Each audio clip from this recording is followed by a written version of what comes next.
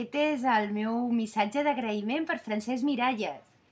Francesc, ets un sol i t'agraeixo moltíssim que hagis volgut participar en aquest projecte de micromecenatge per reeditar el meu poemari, que gràcies a tu i als altres 120 mecenes serà una realitat que podrà tornar-se a trobar a les llibreries i perquè estigui a l'abast de qui el vulgui llegir.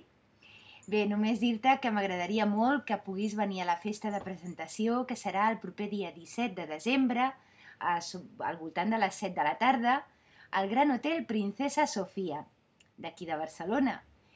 I allà brindarem i tindràs el teu exemplar i moltes sorpreses més.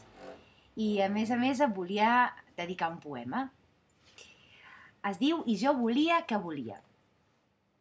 I jo volia ser dolenta, volia ser rebel i volia ser molt puta. Volia deixar d'estudiar i acabar de cambrera en un restaurant oblidat de carretera.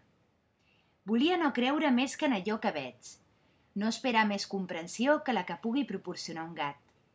Volia gatejar nua per una platja deserta.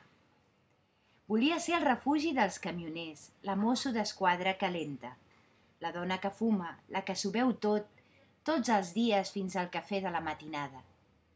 L'íntima diagonal que junta punts paral·lels, la de cada port, ser la sirena dels saltamarges, la mà equivocada.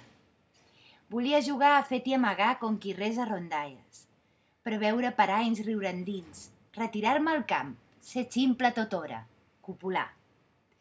Ser la que es mereix un correctiu molt sever, la que posseeix l'instint de mentir quan cal i desitja, dits aliens més gosats que els propis, i la immortalitat i totes les experiències.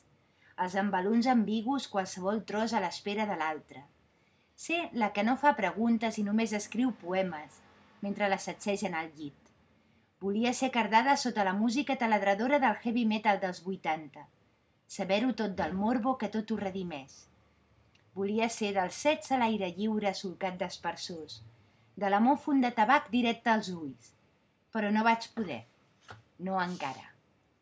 Una abraçada, Francesc.